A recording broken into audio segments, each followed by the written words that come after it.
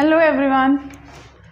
So as you guys know कि हमारा human physiology और एनाटॉमी का सीरीज़ चल रहा है और उसमें मैंने अभी तक सेल, टिश्यू, उसके साथ ब्लड टॉपिक कवर कर किए हैं। सो आज का जो हमारा टॉपिक होगा उसमें मैं डिस्कस करूंगी जो ब्लड में सेल्स हैं। प्रीवियस सेशंस में मैंने ब्लड के बारे में डिस्कस किया था और उस केस में मैंने मेंशन किया था कि ब्लड के अंदर सेल्स भी हैं। तो आज के सेशन में मैं ब्लड सेल्स डिस्कस करूंगी। अगर आपने वो ब्लड वाला जो सेशन है अभी तक नहीं सुना है, वो नहीं पढ़ा है, देन प्लीज़ एक बार वो अच्छे से रीड करो, तभी एक बार आपको वो पार्ट समझ लगेगा जो हम आज करेंगे।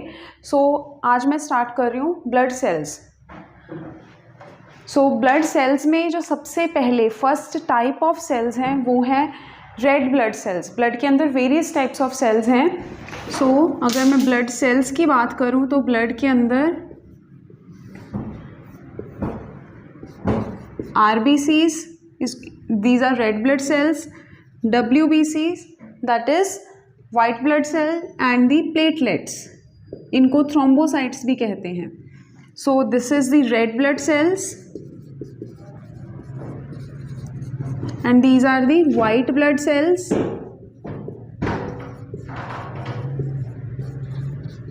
and platelets को बोला जाता है thrombocytes। सो सबसे पहले मैं स्टार्ट करूँगी रेड ब्लड सेल से। सो रेड ब्लड सेल्स जैसे नेम से हमें पता लग रहा है कि ये जो सेल्स हैं ये रेड हैं, राइट। और इनका रेड होने का रीज़न क्या है? बिकॉज इन सेल्स के साथ एक प्रोटीन ज्वाइंट है जिनको हम बोलते हैं हीमोग्लोबिन, और उसी प्रोटीन के कारण इन सेल्स का जो कलर है वो रेड है। So in case of red blood cells, जिनको हम RBCs बोलते हैं,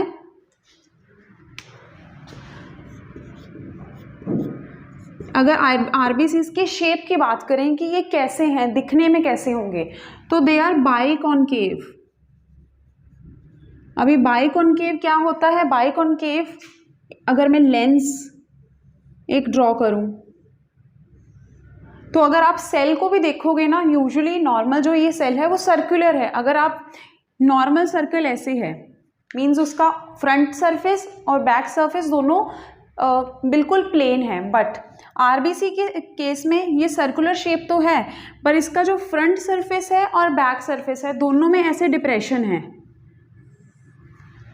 so it is like this कि यहाँ जो सरफेस है फ्रंट सरफेस, उसमें भी इनसाइड को डिप्रेशन है, और जो बैक सरफेस है उस पर भी इनसाइड को डिप्रेशन है। तो RBC की जो स्ट्रक्चर है वो बाइकॉन्केव है। तो बाइकॉन्केव का I will write here depression in front and back side. RBC की जो स्ट्रक्चर है बाइकॉन्केव है, they are disc like, circular, means circle के जैसे हैं, पूरे गोल हैं ये RBCs। नाउ RBCs के केस में हमने जब सेल किया था, आई होप आप सबने जो सेल का लेक्चर है, सेल के रिगार्डिंग जितना भी मैंने करवाया है वो आपने अच्छे से एक बार पढ़ लिया है, आपने वो लेक्चर सुन लिया है। अगर नहीं सुना है देन प्लीज़ सेल का लेक्चर सबसे पहले सुनो, बिकॉज वो बहुत ही बेसिक टॉपिक है हमारा। आप अगर वो अच्छे से सुनोगे, अच्छे से समझ पाओगे, तभी आपको फर्दर जो सेशंस हैं वो समझ लगेंगे। नाउ जब मैंने सेल किया था, आई हैव मेंशन कि सेल के अंदर न्यूक्लियस होता है, राइट। बट RBCs के केस में न्यूक्लियस इज एब्सेंट। RBCs भी सेल्स ही हैं, रेड ब्लड सेल्स, ये सेल ही है, बट इस सेल के अंदर न्यूक्लियस नहीं है। सो आपको ये याद रखना है अच्छे से कि RBCs जो हैं इनके केस में non nucleated, means there is no nucleus, that is no nucleus is there, right? And why these cells are red in color? क्यों रेड कलर है इन सेल्स का? क्योंकि RBCs के साथ एक प्रोटीन जुड़ा हुआ है जिनके कारण ही RBCs का जो कलर है या ओवरऑल हमारे पूरे ब्लड का जो कलर है वो रेड है, और उस प्रोटीन का जो नेम है that is haemoglobin. So haemoglobin is present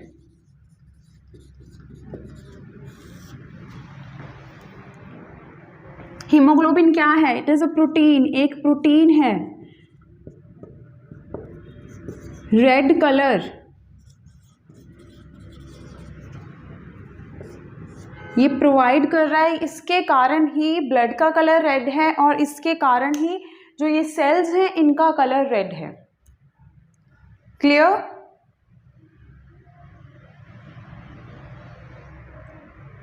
अगर आरबीसीज की बात करें लाइफ की, कि आरबीसीज ह्यूमन बॉडी के अंदर अगर एक सेल बन गया, एक रेड ब्लड सेल बन गया, तो वो कितने टाइम तक, अब ऐसा तो है नहीं कि वो सेल पूरा लाइफ टाइम एक ही सेल बना है और वो लाइफ टाइम अपना फंक्शन करता रहेगा। नो, वो सेल डैमेज हो रहा है। सेल की एक लाइफ है कि सेल ने इतने टाइम ही काम करना है, उसके बाद वो सेल डैमेज हो जाएगा, वो सेल की डेथ हो जाएगी और न्यू सेल बन जाएंगे। तो सिमिलरली आरबीसी के केस में क्या है, आरबीसी में वो जो सेल की लाइफ स्पैन है कि सेल कितने टाइम तक अपना फंक्शन करेगा, कितने टाइम तक सेल की लाइफ रहेगी, तो वो सेल की जो लाइफ स्पैन है इन case of RBC it is 120 days. 120 days क्या है? Life span of RBCs.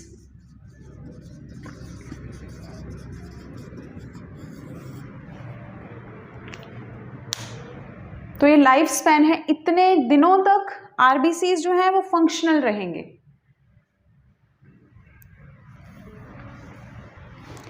अभी 120 दिन है इनकी लाइफ स्पैन। आरबीसीज की फॉर्मेशन कहाँ हो रही है हमारी बॉडी के अंदर, कहाँ पर इन सेल्स की फॉर्मेशन हो रही है? So where they are formed, जो हमारी बोन है, बोन के अंदर बोन मैरो है। आरबीसीज की जो फॉर्मेशन है बोन मैरो के अंदर हो रही है। हम बोन के बारे में स्केलेटल सिस्टम में इन डिटेल में स्टडी करेंगे। In that session I will explain you guys कि इंटरनल स्ट्रक्चर कैसी है बोन की। जब हम इंटरनल स्ट्रक्चर के बारे में करेंगे तब वहाँ पर हमें बोन मैरो के रिलेटेड हम डिस्कशन करेंगे, राइट? तो अभी के लिए यू जस्ट शुड नो कि आरबीसीज कहाँ फॉर्म हो रही हैं। They are formed inside the bone marrow.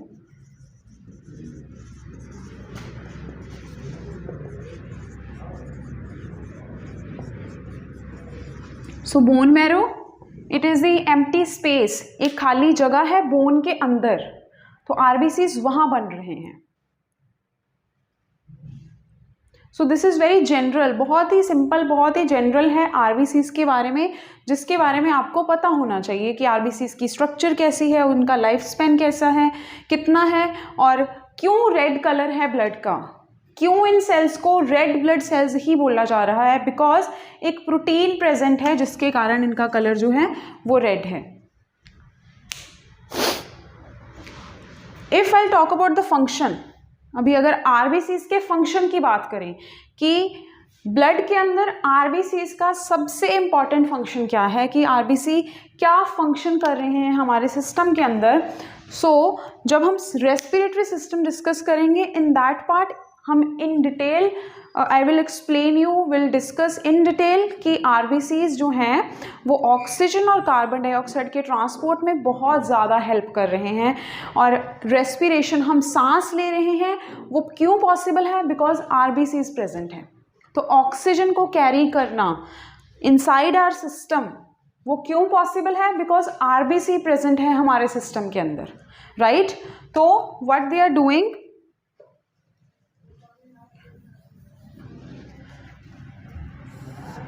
मैं इस साइड लिख रही हूँ function. So RBC carry oxygen, और in other words they play very very important role in respiration. जब ह्यूमन बीइंग सांस ले रहे हैं, राइट, हम सांस ले पा रहे हैं क्योंकि आरबीसीज प्रेजेंट है, और आरबीसीज का जो फंक्शन है they will carry oxygen, means oxygen को वो कैरी करेंगे, ऑक्सीजन को पूरे सिस्टम के अंदर जहाँ भी रिक्वायरमेंट है वहाँ पहुँचाएंगे। सिमिलरली इफ आई से कि कार्बन डाइऑक्साइड बाहर निकल रही है बॉडी से, वो भी ब्लड के थ्रू ही एक्सचेंज हो रहा है, राइट? सो इन डिटेल हम रेस्पिरेशन के बारे में पढ़ेंगे फर्दर सेशंस में जब हम सिस्टम स्टार्ट करेंगे। So this is the main function, the most important function of RBCs, or in other words gases transport or exchange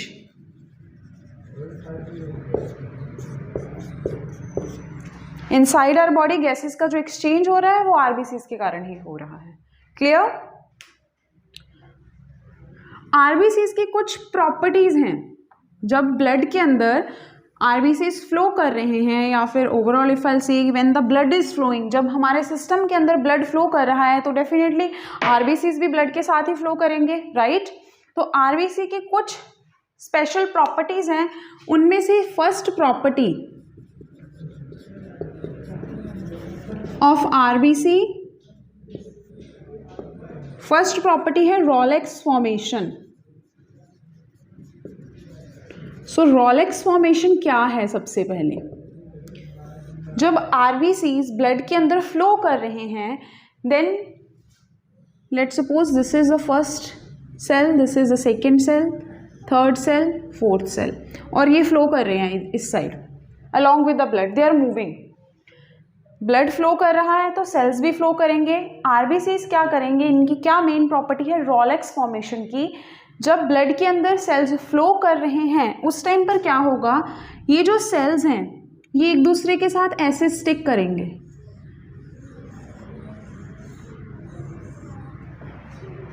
जब जैसे ब्लड फ्लो कर रहा है, सेल्स जो है एक दूसरे के साथ ऐसे स्टिक करके एक साथ फ्लो करेंगे।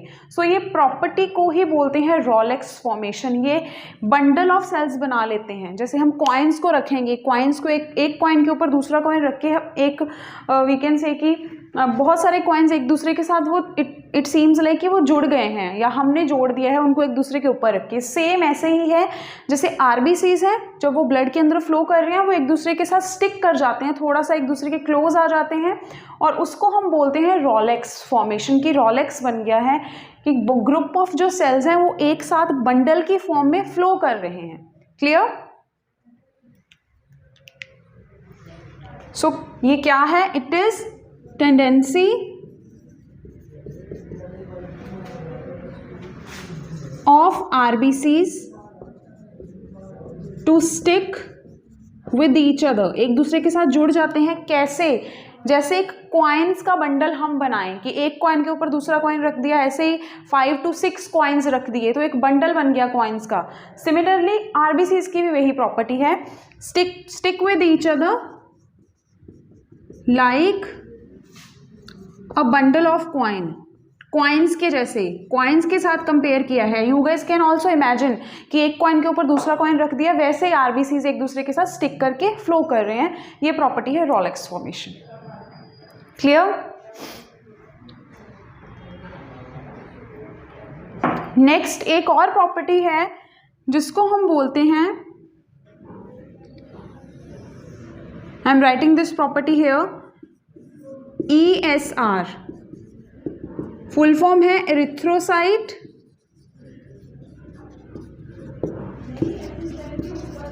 Sedimentation rate.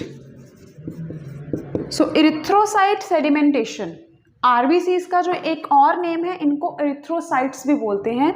सो एरिथ्रोसाइट वर्ड जो है इट रिप्रेजेंट आरबीसीज की रेड ब्लड सेल्स ही हैं एरिथ्रोसाइट्स। एरिथ्रोसाइट्स की सेडिमेंटेशन रेट, अभी जस्ट इमेजिन कि हम किसी चीज़ को ग्राइंड कर रहे हैं या किसी चीज़ को एक जार में डाल के उसको रोटेट कर रहे हैं, तो क्या होगा, उसमें से जो कुछ पार्ट है वो नीचे बैठ जाता है, राइट? आप जनरल अगर हम बात करें कि हमने वाटर के अंदर थोड़ा सा सैंड ऐड किया, रेत ऐड किया या मिट्टी ऐड की, एंड थोड़ी देर तक उसको ऐसे शेकर में या फिर इन एनी बाउल उसको थोड़ा रोटेट किया, आफ्टर दैट क्या होगा, वो जो मिट्टी है वो नीचे बैठ जाएगी। सेम प्रॉपर्टी जो है वो एरिथ्रोसाइट्स शो करते हैं, आरबीसीज शो करते हैं। कैसे? जब ब्लड के अंदर ये सेल्स हैं, इनको एक किसी भी टेस्ट ट्यूब में, किसी ट्यूब में डाल के रोटेट किया जाता है, उस टाइम पर क्या है, ये सेल्स जो हैं वो बॉटम के ऊपर सिंक हो जाते हैं। सिंक डाउन मीन्स नीचे बैठ जाते हैं उस ट्यूब की बिल्कुल बॉटम के ऊपर। तो इट मीन्स कि दिस इज द प्रॉपर्टी कि आरबीसी सेडिमेंट हो गए, सबसे नीचे बैठ गए हैं। सो एरिथ्रोसाइट सेडिमेंटेशन रेट क्या है? It is the property of RBCs to sink at bottom, बिल्कुल नीचे बैठ जाते हैं, टू सिंक एट बॉटम।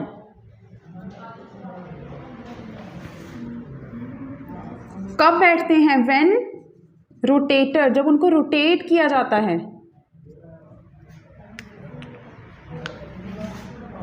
या centrifugation,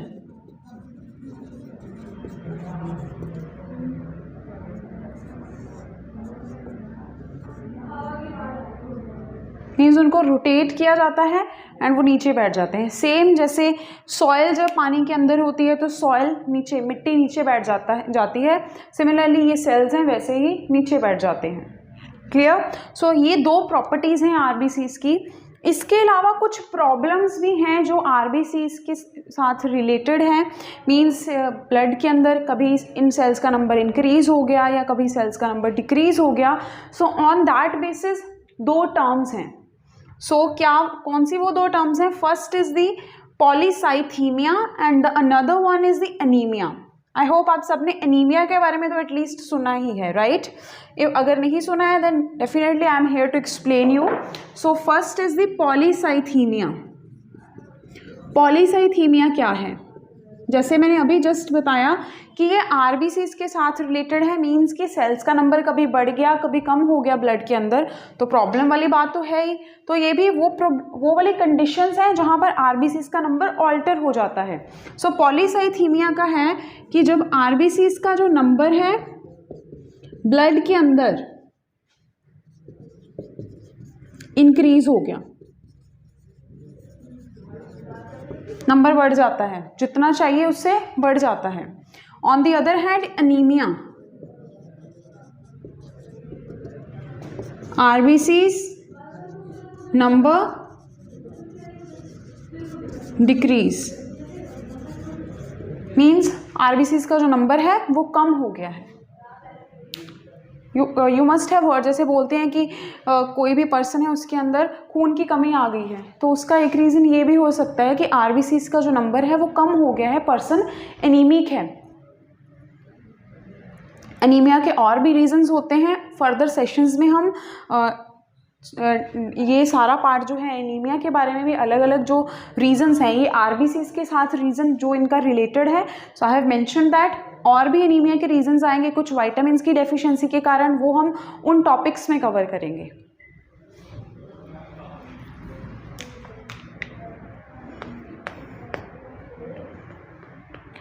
so I hope this part is clear. Next है हमारा प्रोसेस। अभी हमने ये पढ़ लिया कि आरबीसीज कहाँ बन रहे हैं, बोन मैरो में बन रहे हैं, आरबीसीज की फंक्शन क्या है, प्रॉब्लम्स क्या है आरबीसीज के नंबर से रिलेटेड, और उसके साथ साथ आरबीसीज की प्रॉपर्टी क्या है। अभी the next part is the formation, कि कैसे बन रहे हैं। In detail we will discuss the formation of RBCs. अलग अलग स्टेजेस आ रही हैं। रेड ब्लड सेल एक कंप्लीट मैच्योर सेल, एक फंक्शनल सेल जैसे बन रहा है, उससे पहले एक नॉन फंक्शनल सेल्स भी होते हैं। तो अलग अलग स्टेजेस हैं फॉर्मेशन ऑफ आरबीसी की, कि आरबीसी अलग अलग स्टेजेस को क्रॉस करके वो cell at the end blood में फंक्शनल सेल के रूप में इट विल कम एंड वो अपना प्रॉपर फंक्शन करने लग जाता है। सो फॉर्मेशन ऑफ आरबीसी की एक प्रोसेस है, उसका क्या नेम है? एरिथ्रो जो वर्ड है ये आरबीसी से लिया गया है, पोएसिस, एरिथ्रोपोएसिस। एरिथ्रो जो वर्ड है ये आरबीसी से लिया गया है और एरिथ्रोसाइट से लिया गया है, बिकॉज एरिथ्रोसाइट है, it is the another name of RBC. तो एरिथ्रोपोएसिस कौन सी प्रोसेस है? It is the process of formation of RBCs, process of formation of RBCs.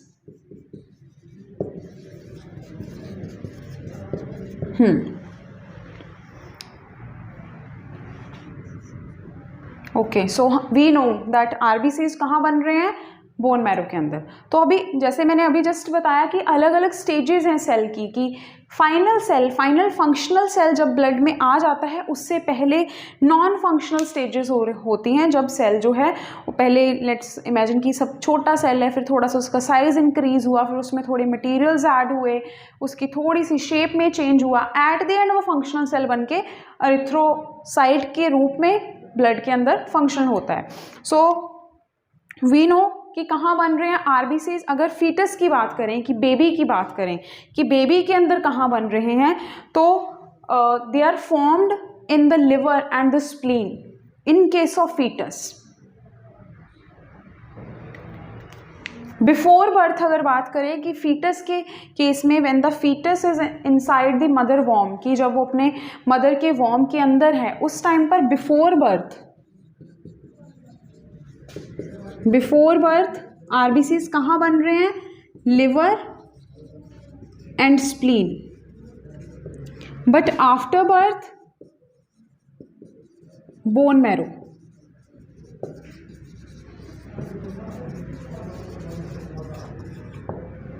So you should know this difference कि बिफोर बर्थ अलग sites हैं inside the body जहां पर RBCs बन रहे हैं, and after birth bone marrow में बन रहे हैं।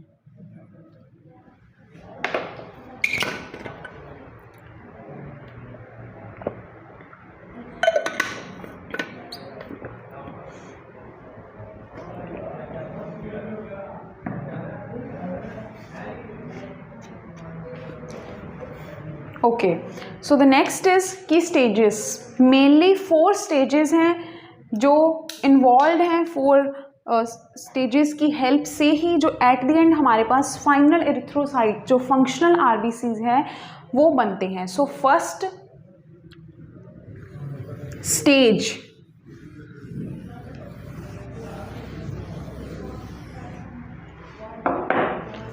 stage is proerythroblast. First is the proerythroblast.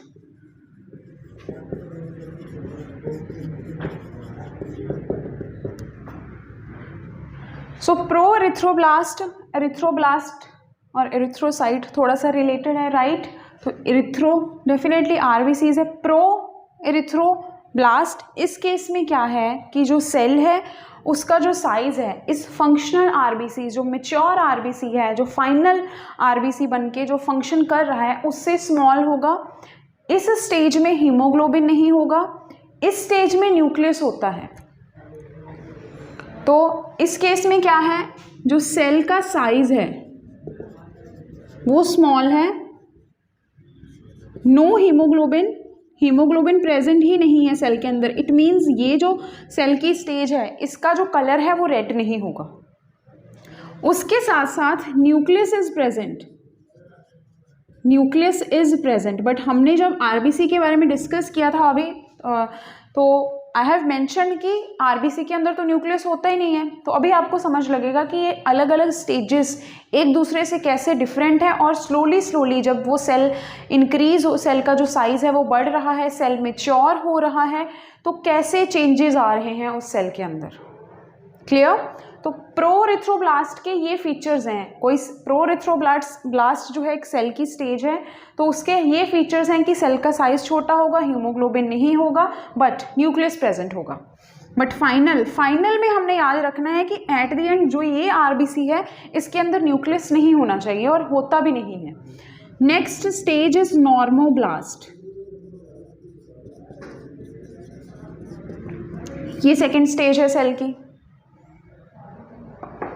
तो इस केस में क्या है, सेल का साइज जो है वो छोटा हो जाएगा थोड़ा, उसके साथ साथ जो न्यूक्लियस है वो भी स्लोली डीजनरेट होना शुरू हो जाएगा, वो भी स्लोली खत्म होना शुरू हो जाता है न्यूक्लियस सेल के अंदर से। तो सेल का size small and degeneration nucleus या डीजेनरेटेड न्यूक्लियस, कि जो न्यूक्लियस है वो स्लोली खत्म होना शुरू हो जाता है सेल के अंदर से। उसके साथ साथ इस केस में फर्स्ट स्टेज में हीमोग्लोबिन नहीं था, बट इस स्टेज में haemoglobin is there, haemoglobin is fully functional. तो इट मीन्स अगर ये दोनों सेल्स की स्टेजेस को हम कंपेयर करेंगे तो इस केस में कलर रेड होगा बिकॉज हीमोग्लोबिन प्रेजेंट है, राइट? बिकॉज हीमोग्लोबिन का जो कलर है वो रेड कलर, हीमोग्लोबिन एक एज अ पिगमेंट फंक्शन भी कर रहा है, इसका जो कलर है वो रेड है।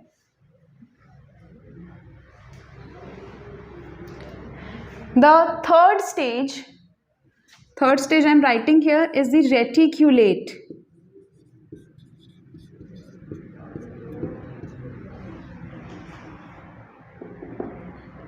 रेटिक्यूलेट जो स्टेज है वो नॉर्मोब्लास्ट से बन रही है.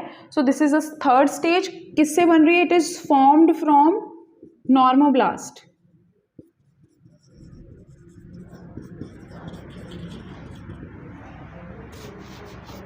अभी इस स्टेज में भी चेंजेस आएंगे सेल के अंदर. तो कौन कौन से चेंजेस आएंगे? सबसे पहले तो थोड़ा सा शेप का चेंज आएगा. हमने आरबीसीज के केस में स्टार्टिंग में जब मैंने मेंशन किया था, मेंशन की जो सेल की स्ट्रक्चर है वो बाइकॉन्केव है. तो इस स्टेज पर आके वो सेल की जो बाइकॉन्केव स्ट्रक्चर है वो कंप्लीटली बाइकॉन्केव बन जाता है. मींस जो शेप में चेंजेस आने थे वो रेटिक्यूलेट शेप स्टेज तक आके जो बाइकॉन्केव स्ट्रक्चर है वो बन जाती है. So cell become biconcave. और इस स्टेज में भी there is no nucleus, because यहां पर डीजेनरेटेड न्यूक्लियस हो गया था. न्यूक्लियस जो है वो वैनिश होना, वो खत्म होना शुरू हो गया था. एंड उसके साथ साथ haemoglobin, that is HB is also there. Haemoglobin present है.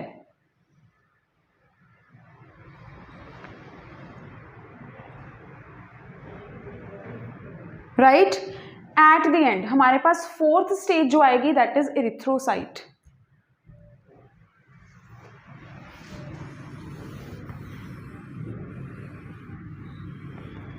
So fourth stage is erythrocyte. Erythrocyte is the fully functional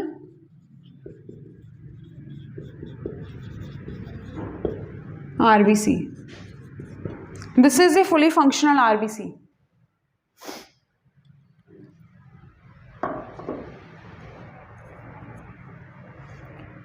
during the formation of RBC दो वाइटामिन्स हैं जो बहुत ज़्यादा इम्पॉर्टेंट रोल प्ले करते हैं to pass the cell through these all stages की.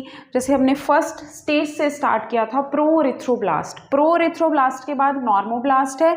After that reticulate and then at the end erythrocyte stage है. तो ये सारी 4 की 4 स्टेजेस को क्रॉस करने के लिए और एक स्टेज से दूसरी स्टेज में एंटर होने के लिए सेल की हेल्प कर रहे हैं 2 एंजाइम्स. एंड वो जो एंजाइम्स हैं they are vitamin B12 and vitamin B9. Vitamin B12 cobalamin and vitamin B9 folic acid. और इन विटामिन्स के बारे में जब हम न्यूट्रिएंट का पार्ट स्टार्ट करेंगे, न्यूट्रिशन का पार्ट स्टार्ट करेंगे, उस केस में इन डिटेल हम विटामिन्स के फंक्शन डिस्कस करेंगे एंड विटामिन के कौन कौन से फूड रिसोर्सेज हैं वो डिस्कस करेंगे. Right. And don't forget to miss that part also. So vitamin B12 and B9 they help in formation of RBC. और in other words हम ये बोल सकते हैं कि अगर ये दोनों विटामिन्स नहीं होंगे, हम वो खाना कंज्यूम नहीं करेंगे जिनमें विटामिन B12 एंड B9 हैं, तो क्या होगा? हमारी बॉडी के अंदर आरबीसीज की फॉर्मेशन नहीं हो पाएगी. एंड डेफिनेटली अगर आरबीसीज की फॉर्मेशन अच्छे से नहीं हो रही तो पर्सन को एनीमिया पक्का होगा. और अगर एनीमिया हो गया देन पर्सन की जो बॉडी की ओवरऑल फंक्शनिंग है वो ख़राब हो जाएगी. क्यों ख़राब होगी? बिकॉज ब्लड के अंदर थोड़ा सा भी चेंज अगर आ जाता है देन मैंने प्रीवियस लेक्चर में जब मैंने ब्लड के बारे में डिस्कस किया था मैंने मेंशन किया था कि ब्लड के अंदर थोड़ा सा भी चेंज आएगा मीन्स पूरी बॉडी की फंक्शनिंग में चेंज आ जाता है. क्लियर? सो ये helps in the formation of RBC. So this is what all that you should know. ये सारा प्रोसेस ऑफ फॉर्मेशन है जो आपको पता होना चाहिए.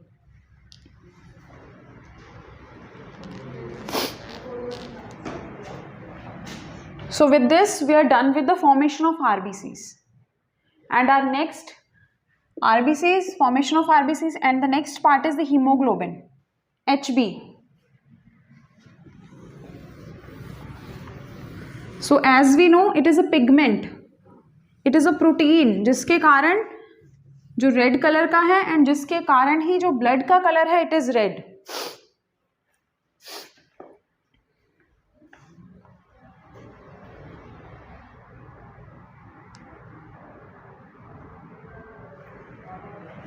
So hemoglobin.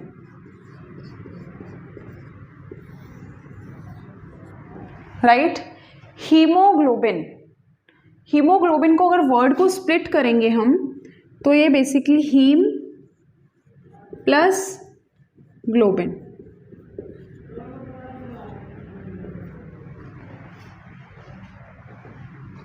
ग्लोबिन एक प्रोटीन है,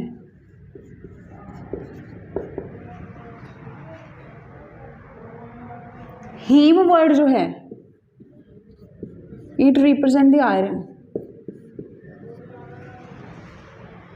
सो हीमोग्लोबिन ये एक पिगमेंट है, ये एक प्रोटीन है, red coloured pigment. So it is red coloured pigment. And RBC जो सेल्स हैं इनकी मैचुरेशन, इनकी फॉर्मेशन के लिए ये प्रोटीन का, इस पिगमेंट का आरबीसीज के साथ ज्वाइंट होना बहुत ज़्यादा ज़रूरी है। अदरवाइज़ क्या होगा, आरबीसीज जो हैं वो फंक्शन ही नहीं कर पाएंगे। अगर इन द पार्ट जब मैंने आरबीसीज के फंक्शन मेंशन किए थे, वी हैव रिटन कि ट्रांसपोर्ट द गैसेज और गैसेज एक्सचेंज, तो वो गैसेज का एक्सचेंज कैसे हो रहा है, mainly because of this haemoglobin. अगर हीमोग्लोबिन या HB is there only then तभी पॉसिबल है कि गैसेस का एक्सचेंज हो सके हमारे सिस्टम के अंदर।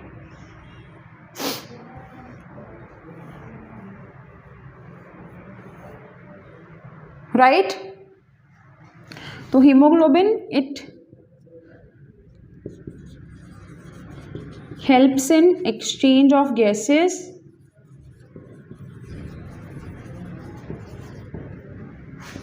इसके साथ साथ आरबीसीज अगर फंक्शनल हैं और आरबीसीज की फंक्शनिंग के behind this HB is possible. So it is basically responsible for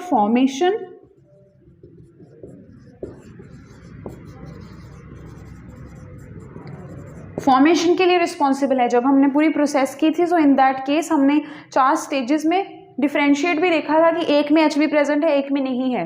right. So it is responsible for formation and maturation, mature होने के लिए RBCs के।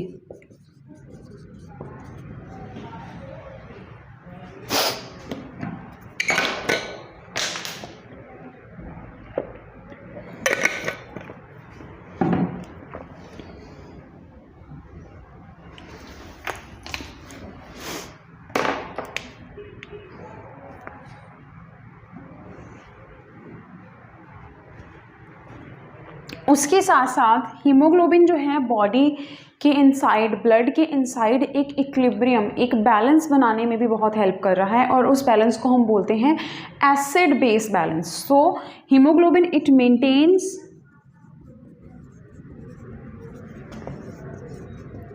Acid base balance inside the body.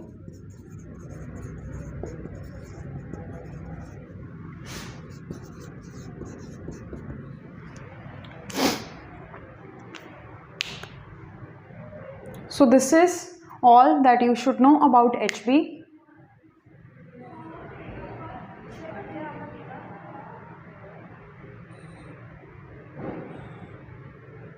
जब हम ब्लड टेस्ट करवाते हैं right, तो उस टाइम पर इट इज़ बीइंग सेड कि इसमें 12 ग्राम खून है, इसमें किसी पर्सन में 13 ग्राम खून है, किसी पर्सन में 14 ग्राम खून है। Right. So in that case what is that, 12 gram खून, 13 ग्राम खून, what is that, what you think कि क्या वो रेड ब्लड सेल्स होंगे?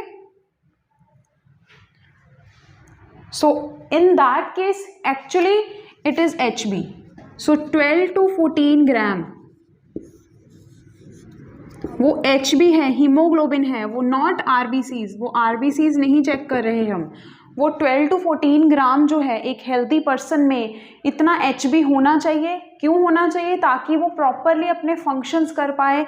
अगर HB का अमाउंट प्रॉपर प्रेजेंट है सो तभी जो है RBCs की फॉर्मेशन और मैचुरेशन अच्छे से हो पाएगी, तभी जो है गैसेस का एक्सचेंज हो पाएगा और उसके साथ साथ जो इनसाइड पूरे ब्लड के अंदर एक बैलेंस है कि इतना अमाउंट होगा HB का, तभी जो है पूरे ब्लड में स्टेबिलिटी आएगी, पूरे ब्लड में बैलेंस आएगा। इन अदर वर्ड्स पूरी बॉडी में बैलेंस आएगा। So that is because of this HB। सो वो जो 12 से 14 ग्राम हम बात बोलते हैं वो RBCs नहीं होते, वो हीमोग्लोबिन होता है। Clear? So with this we are done with the RBCs, जो रेड ब्लड सेल्स के फंक्शंस हैं, रेड ब्लड सेल्स के साथ एक पिगमेंट ज्वाइंट है that is haemoglobin, we are done with that. So after this I am going to start with the WBCs, that is white blood sales.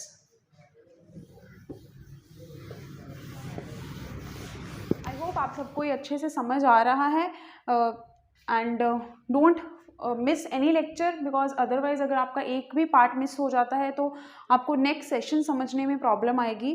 So will meet in the next lecture. Till then take care. Thank you.